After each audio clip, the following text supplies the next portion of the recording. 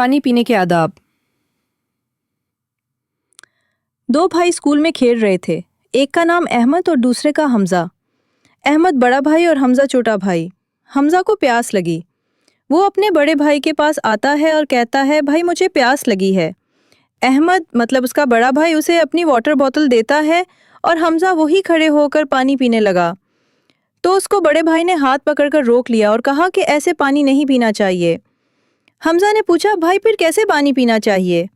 تو احمد نے بتایا کہ پانی ہمیشہ بیٹھ کر پینا چاہیے، پہلے بسم اللہ الرحمن الرحیم پڑھنا چاہیے اور 3 سانس میں پینا چاہیے اور آخر میں الحمدللہ پڑھنا چاہیے۔